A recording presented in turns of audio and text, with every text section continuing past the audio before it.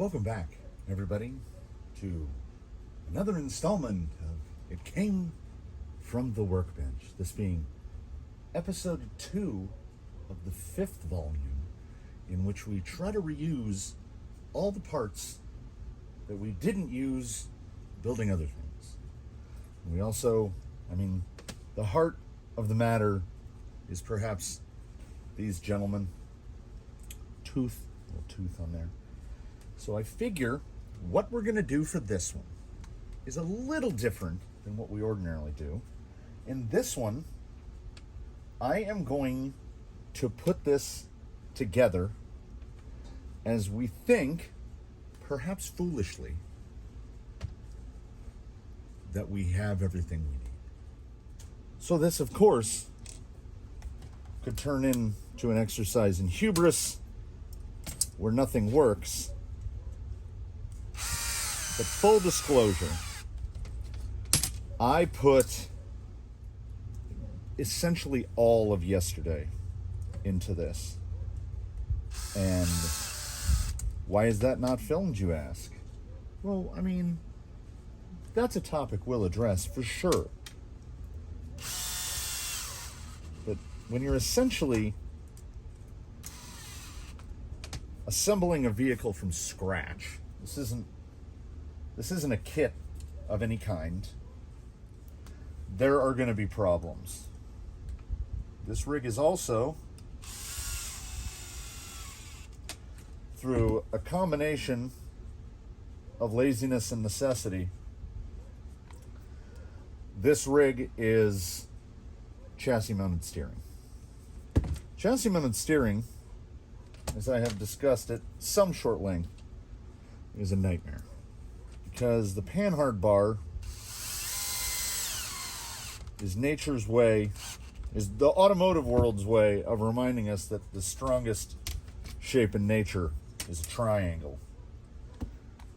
So when you introduce a panhard bar into the front, you have a triangulated front end. Well, a double triangle.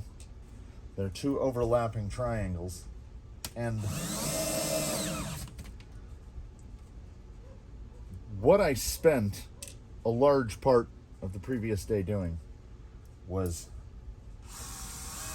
the thrill that comes with custom fabricating a rig, which essentially involves build a link, take a link apart. Build a link, take a link apart, and just keep doing it, and doing it, and doing it, and doing it, and doing it. I probably went through 8 iterations of panhard bar, changing the whole bar, changing the rod ends, changing the balls, anything I can do, because the difference in even 2 millimeters in the height of a hollow ball can be the difference between now the servo doesn't fit or now we're riding the gravy train. So, trial and error is super fun. Much like building shocks, it's not something I want to make people watch. We've all, come on, be honest. We've all watched the Great British Bake Off. And the process isn't nearly as exciting as the result. Whether that result be wonderful or an absolute disaster. So there is the chassis, and here is what took an entire day. There you've got your spare time hobbies capper skid. You've got an AR-44 rear axle. You've got an AR-44 front axle. No problem. These are the front upper links, several of them, from a couple gatekeeper kits. These are the rear upper links with axial, the big curve ends on Red Cat Wendigo rear upper links. The front lower links of this rig are Traxxas Defender. I don't know.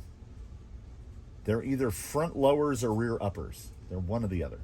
With Traxxas ends with a somewhat shallow bend.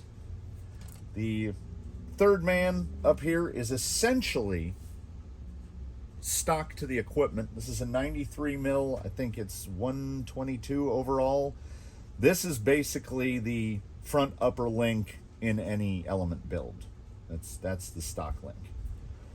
This is a axial steering drag link with RPM extra long ends like the JADO ends. The panhard bar, you'll notice, is a little curvy fellow.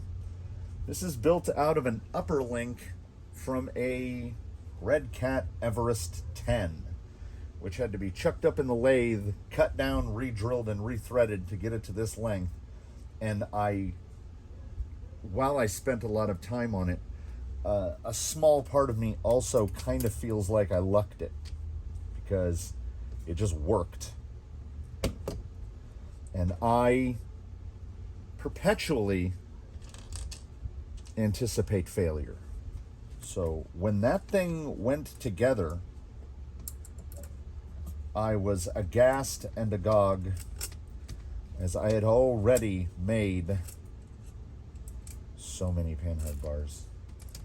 Would it have been easier to build this rig servo on axle? Unquestionably.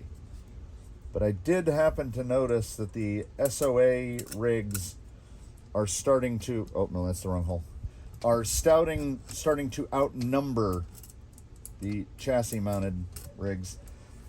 And I don't want to spend a ton of money on this. I already had to spend an additional $15.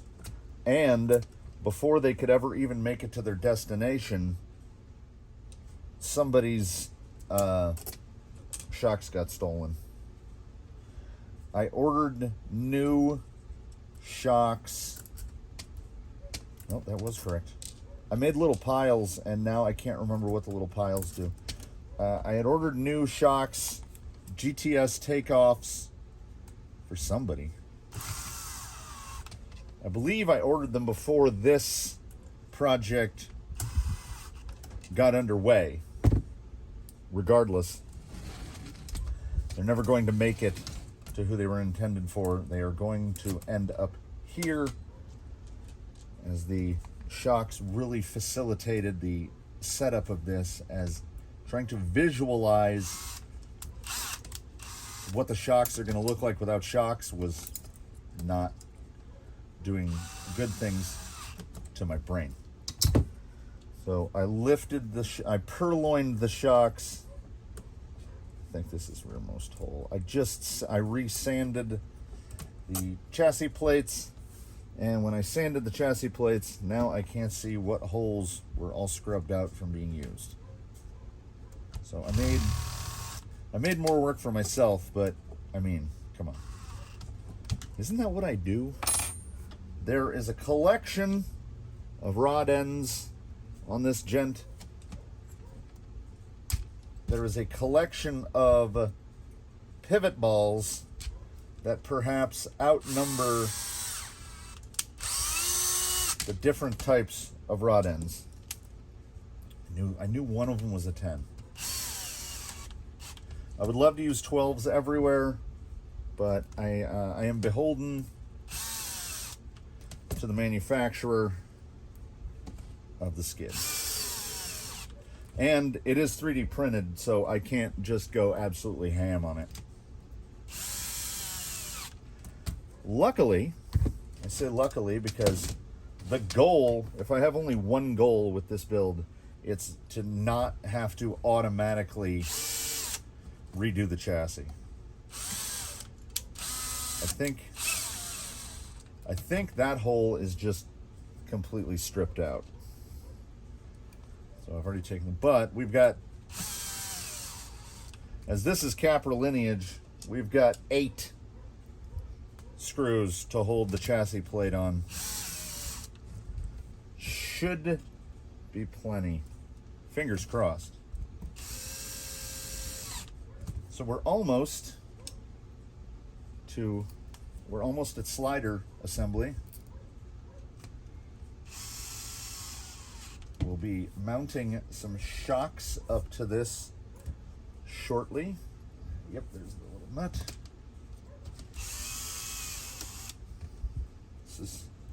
Just consider this a very fast kit build. I had, as I often do, flashes of, I guess, inspiration. Something akin to inspiration. So some changes, of course, already took place long before the thing was even fully assembled, and certainly before it's had power put to it. It looks, at least it looks, like everything is going to fit.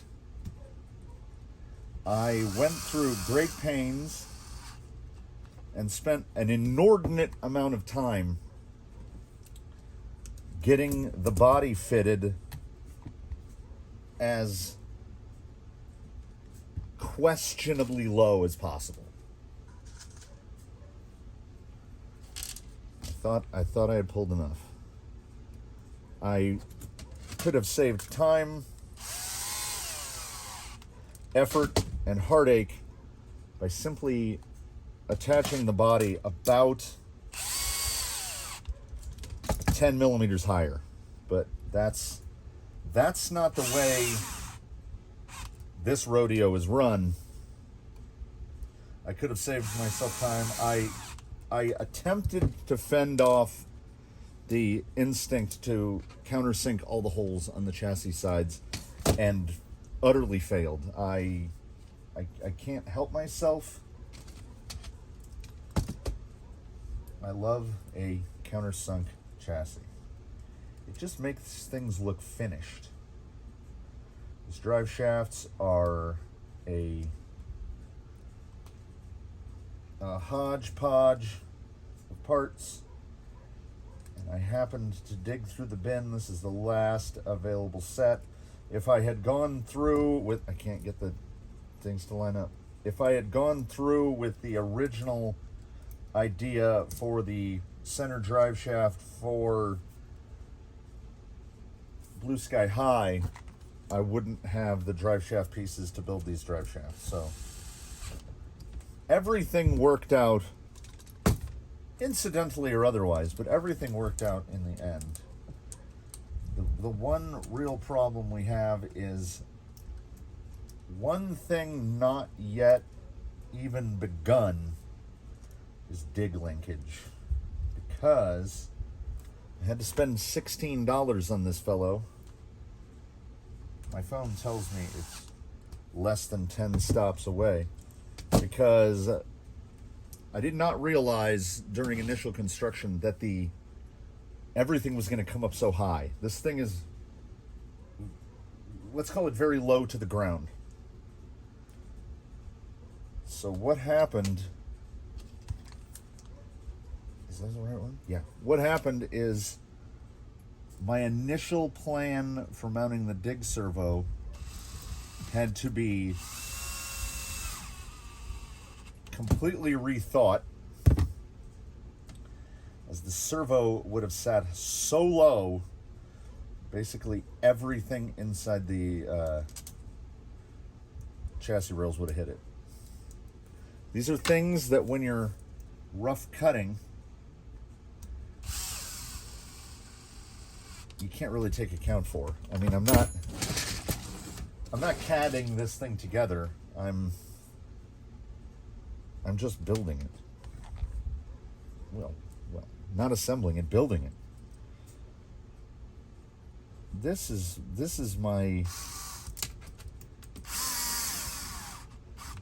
zone where I live. This is all about it. I feel like I'm getting better at driving a little. I spent so much time learning how to go fast,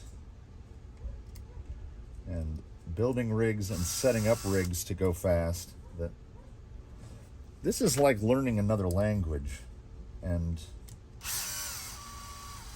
honestly, at my age, as I tell my wife, I can't learn that or remember that. I have no more neural plasticity. In order to incorporate a new thought, my brain has to push an old one out. So multitasking, I'm fortunate if on a good day I can task. Do two things at once? I genuinely don't remember what holes I used for shock mounting. Luckily and or unluckily, depending on how you want to look at it, in one of the many assembly phases, it was determined that the servo cannot mount from the bottom. I desperately wanted to mount the servo from the bottom of the plate so that I could get more clearance for the body, so the body could sit lower. The battery location changed more than once. The location of most everything has changed a couple times. I had the whole thing assembled. This was completely assembled at one point. And I don't even fool myself into thinking it's not going to be taken apart. That's an absolute certainty, because it turned out there were 2 more holes I needed to drill, and I'm not just going to do blind drillings and try to get the 2 sides to match up. All right, there's that far. Oh, yeah. I notice it now. So the dig mount, which is the Ground Fox winch mount, now goes here on the outside mount. And my intention was to put a JX 4409 on here anyway. Oh, I do believe the servo has arrived. We are traveling in real time.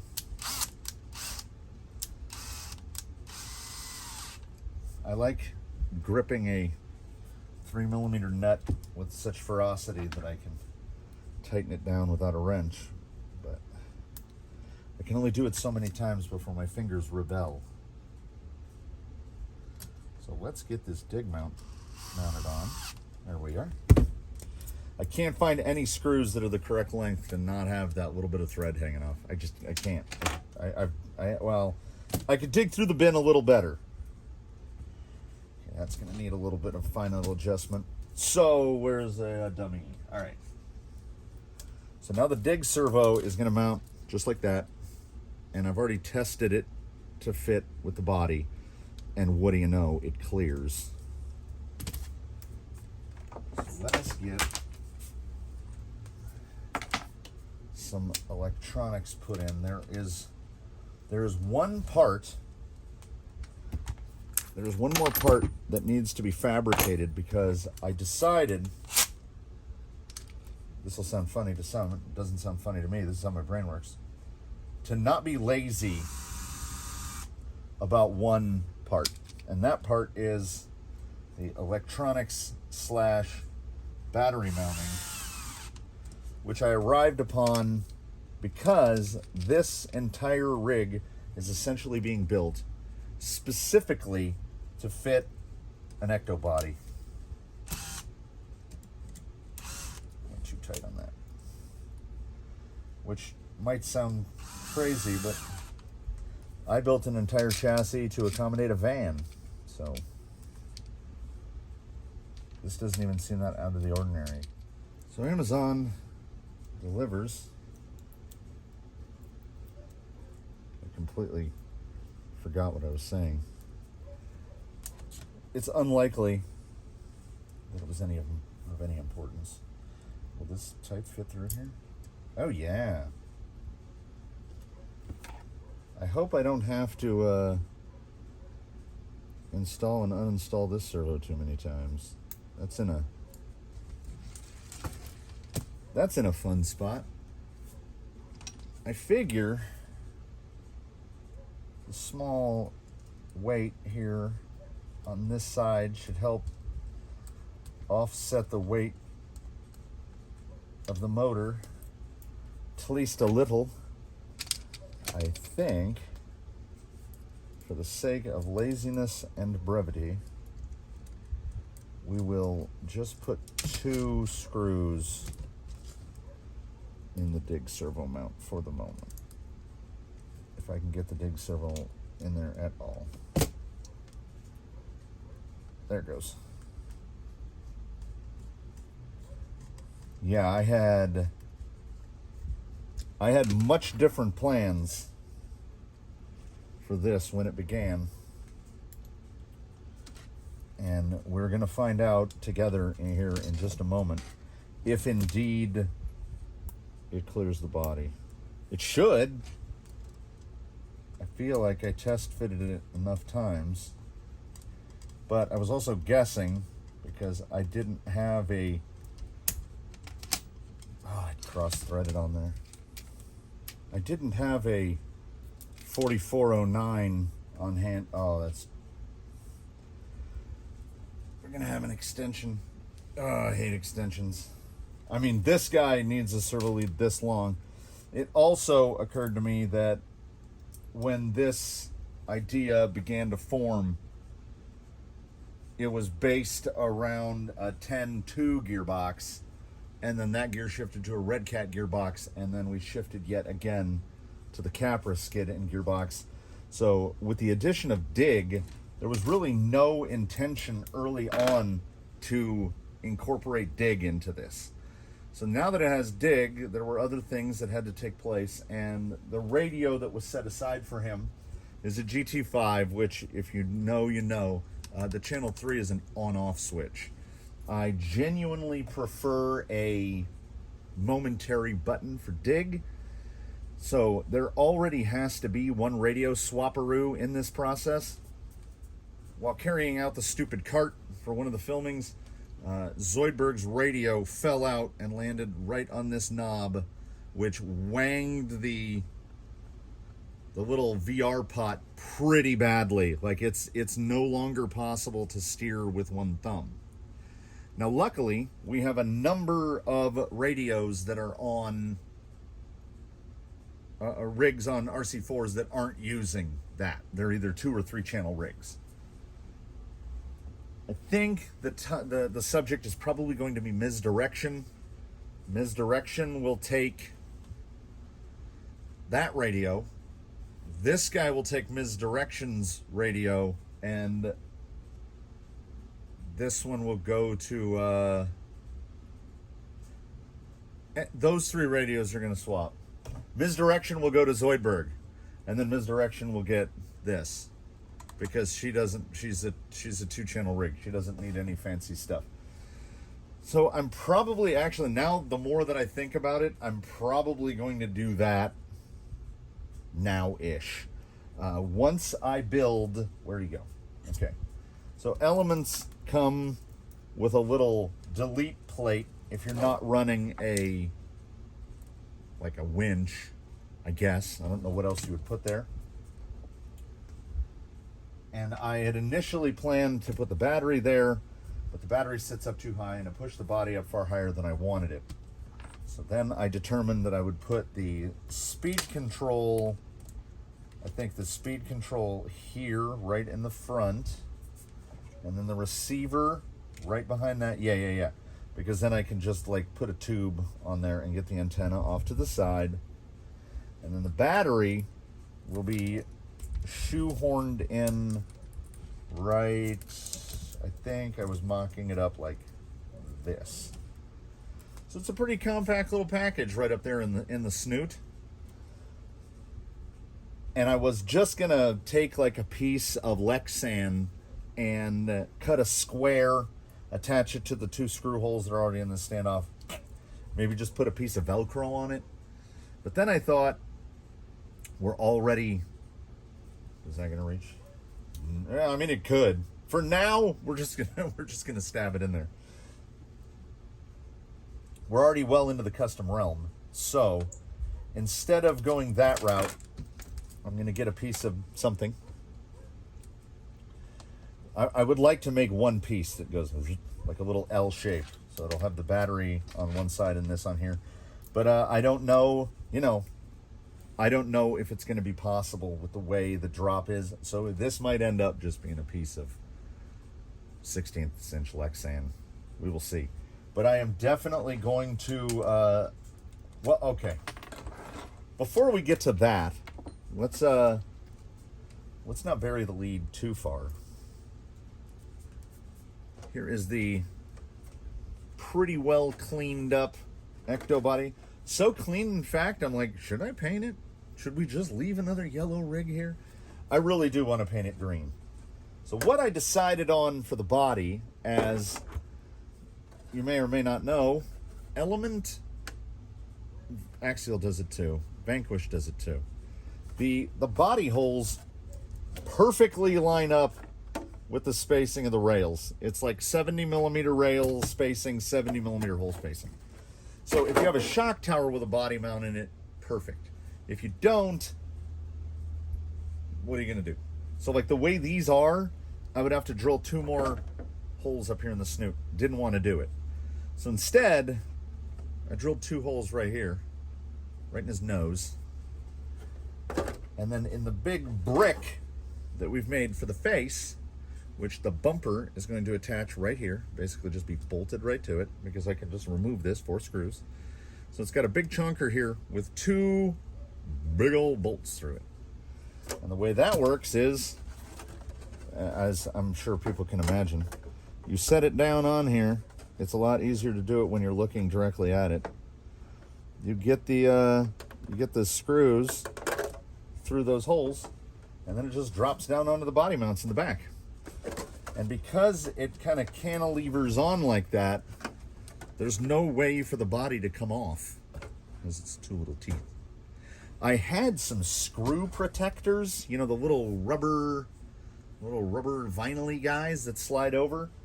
The eventual plan will be to get ones that fit these 4 millimeter. Just widen the holes out in the body just a little bit, and then look at his little fangs. And then have those so that the body's not just riding on threads.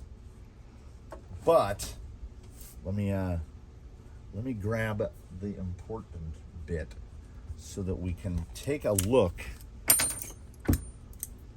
at how he sits. Feels like a he to me, because I'm going to have to do a bunch of radio stuff here in a minute. Mounted up the growlers. Who doesn't love a pit bull growler on some crazy copper wheels? As you might be able to see already,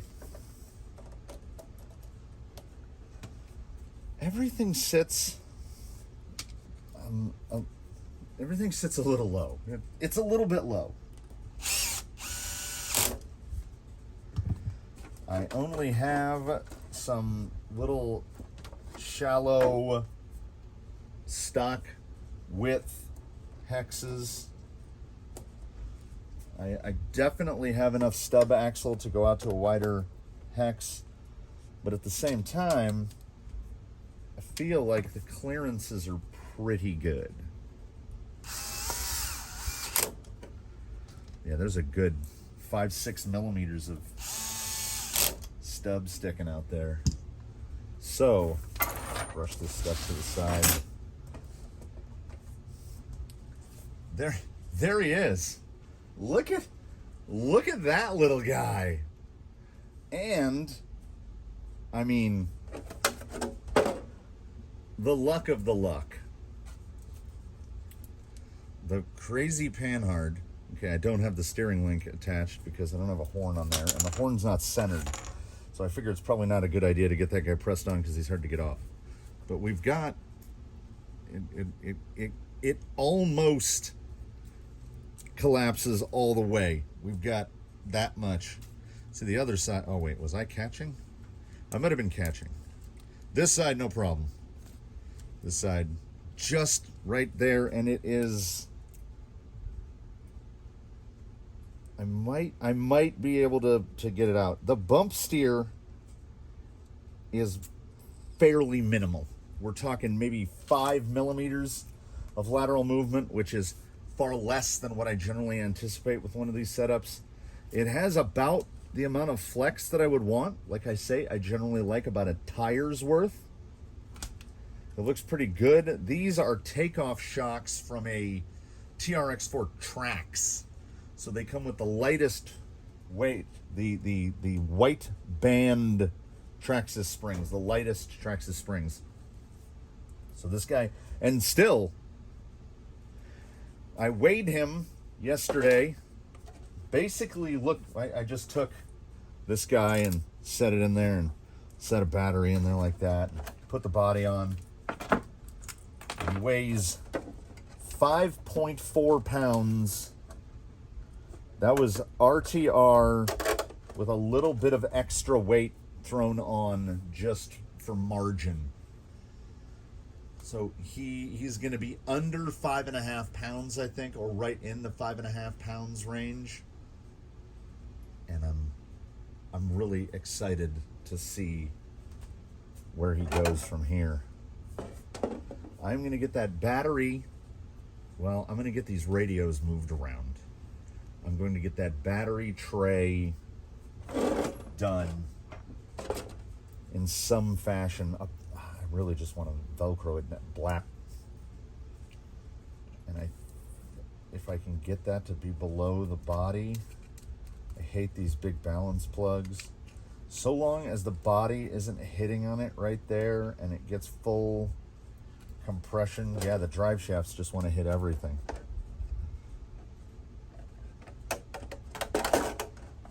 We'll just get that thing set. Yeah, it'll sit in there right nice. So I'm going to move those radios around real quick and then get the electronics. We'll come back and we'll stick the electronics down in this in whatever method I end up landing on. My laziness is starting to overtake me. I just want to attach that panel down, cut a piece of acrylic. It'd take like 2 minutes. So I can't guarantee that's not going to happen. So through the magic of editing, next thing you know, it'll have a battery in it. We move ahead in time a few moments. The end solution decided upon for the battery, I'm going to put Velcro on this side. The pack has Velcro on the bottom. It kind of just nicely slides right in there. Should be held nice. Kind of puts the wire out of the way.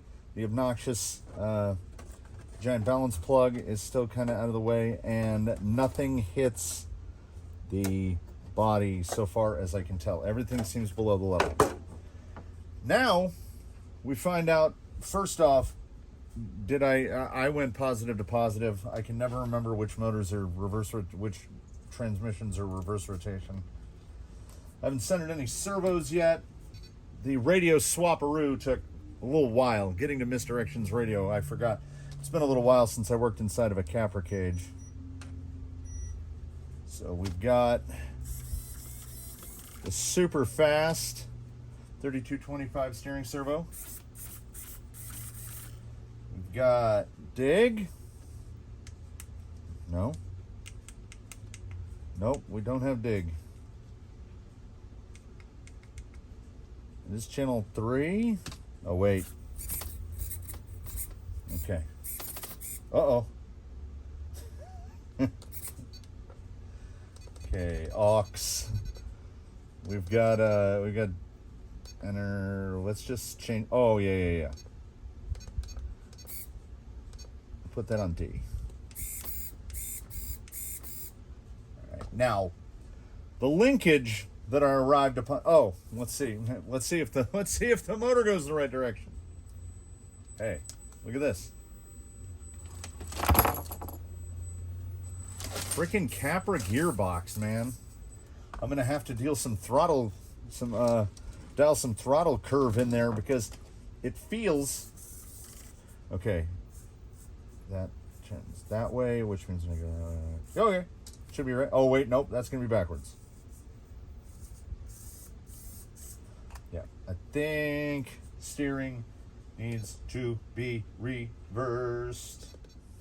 A lot of times I don't remember to hit enter, and then I go and I make all the changes, and then when you go back into it, it's just gone.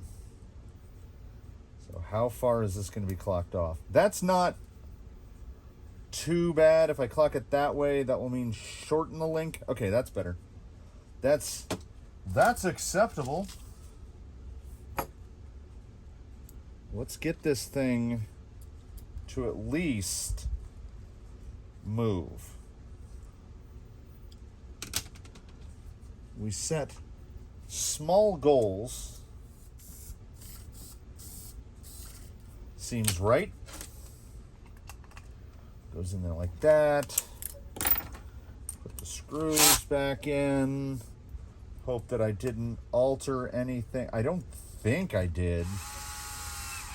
Everything should still be copacetic. I didn't even unbolt anything from the chassis to...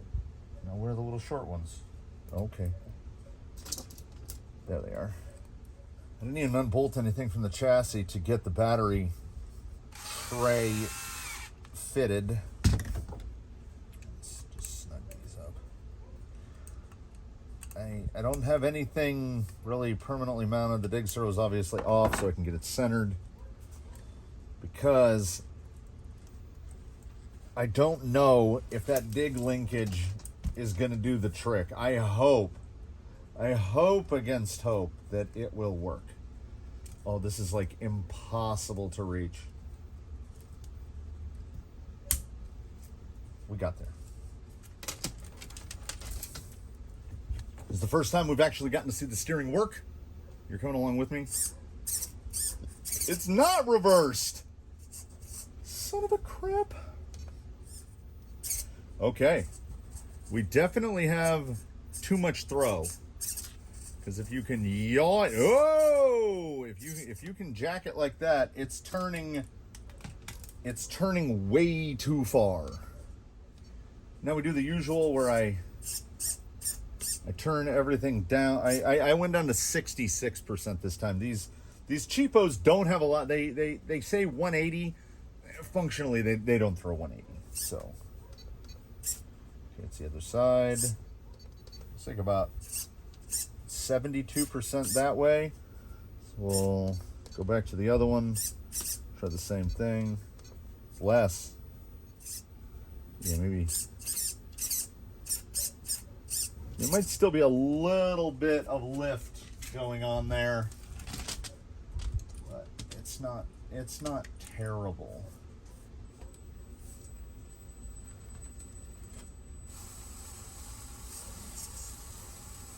It's the quietest I've ever heard a Capra gearbox, honestly. It's of course locked in dig.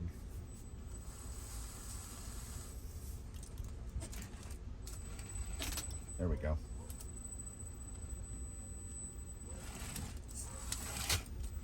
It is downright brisk on a 55. Luckily, and a 15 tooth pinion, which I think stock in a Capra is right around there, 15, 16 tooth. So luckily, I can go smaller pinion. Oh, I've made a mess.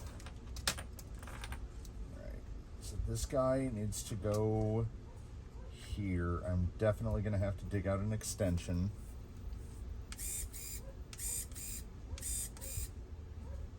Okay, that needs to be reversed as well. All right, that seems okay. I don't remember what servo came with this nifty aluminum wheel, which I of course got clocked on there. Not quite right, and boy is it snug. It's a tight one. Just hope I don't have to go to a plastic. Let's try to get it about there. as the pull for the dig linkage is, the total throw is 6 millimeters. So you're generally dialing almost all of the servo's throw out. Now the problem with the way they do their linkage is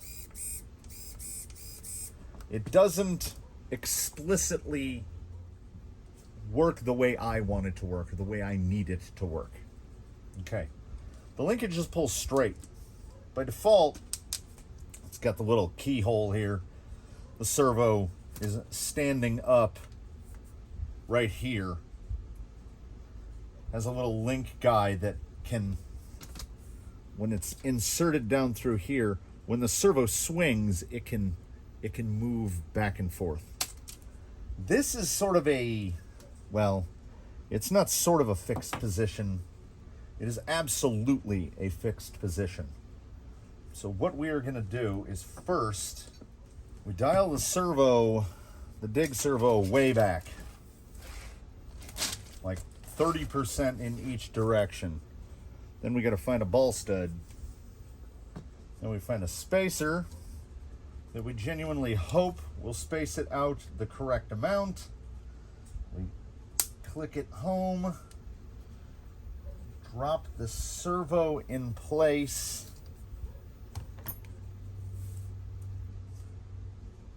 And now it's, that will be bad if that engages. Because we need it to actually be trimmed back the other direction. This is much like the process of building any of the other links where we're going in blind. I'm hoping the ball stud will give me enough play that when this little servo is trying to hold it in the dig position, it's not putting a tremendous amount of load on the servo. I really like this servo mounting position. I really don't like this aluminum horn. Nothing should fit this tight. It basically doesn't even need a screw. We're going to have to resort to trim tools. I mean, my God. Whew. So, this is running a little long. I acknowledge. I just want to see if my bodge here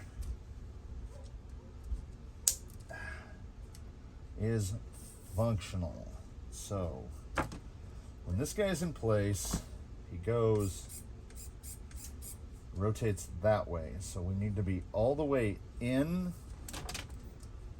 Okay. All the way in. And this goes here. We're going to try to guess it a little bit. See if we can get within a spline. Not a lot of room to move here. Rotate the servo a little more. Press that in.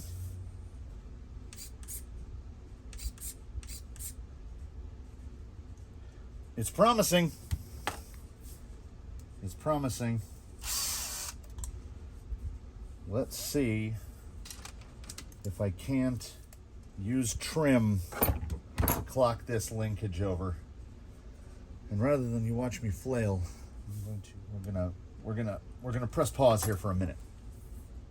Once again, some time has passed, and here is where we have arrived.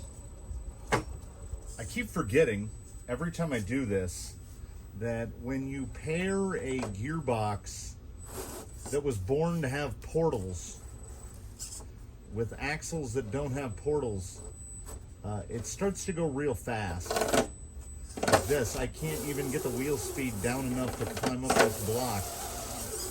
I did it in test a couple times. I got up the block, but now I'm just grinding away because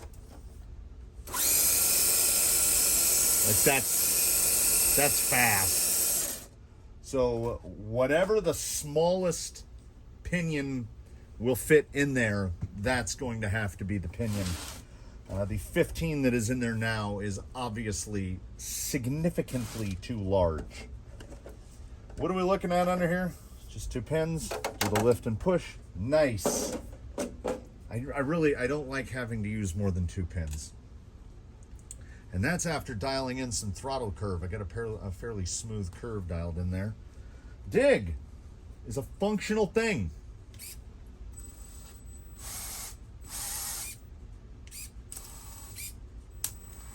Look at that.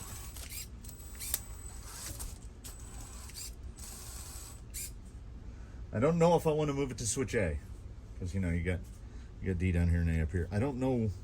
It varies rig to rig. About half of them I got them on D because I can do this. And about half of them I got them up there. So we will see. I think the front end geometry, above all other things, I think the front end geometry looks amazing. The panhard and the steering, all 3 steering links, look at those, all 3 front links perfectly parallel.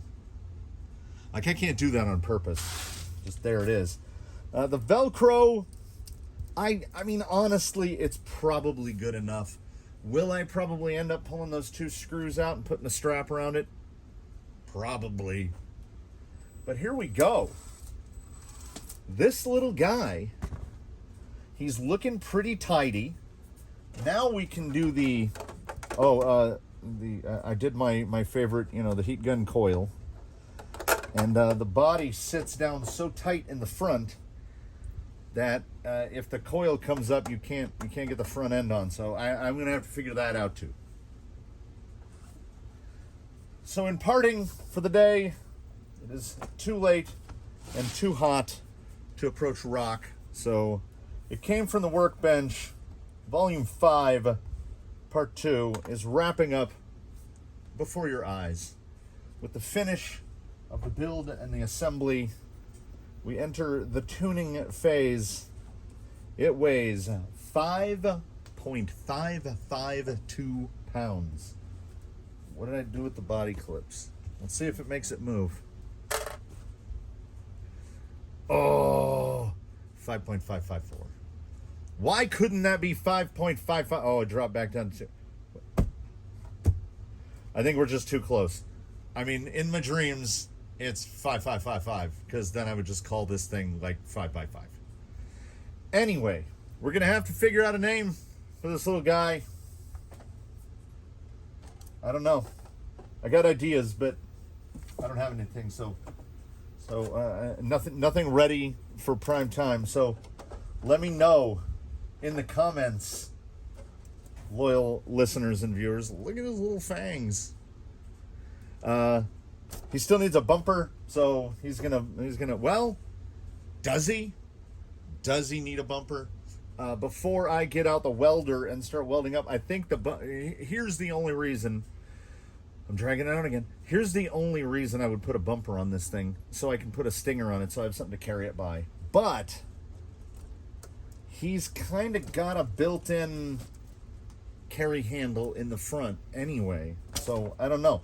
I don't know if it's 100% necessary. It does look like also he is going to have a little bit of trim. We'll see how bad he rubs when he hits rocks for the very first time. We'll go at it together. The yellow body looks fine, but it does not look okay with copper wheels, I don't think. Looks a little weird. So, also, another question. Might as well throw some questions out here at the end. Are we all together on Jungle Green? Or should I cop out, use up the last of my Park Green? I don't know. My temptation is to just fusion it. I still have to, I didn't realize until I was cleaning this body recently that it's a whole sticker. It's not just a trim. There's no edge.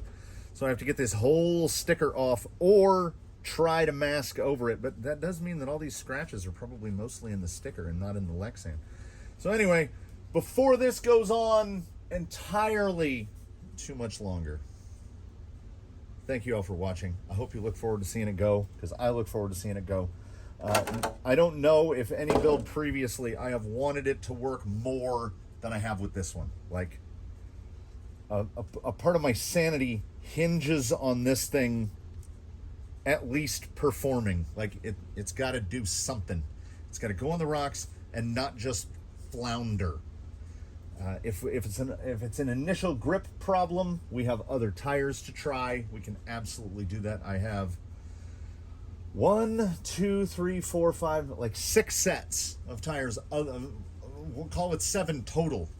And there's always the swapperoo. I can try some Scorpios on it. I can try some whatever, you know. I like the way it sits. I like his attitude. It sits nice. It goes together good. I got that body as low as humanly possible.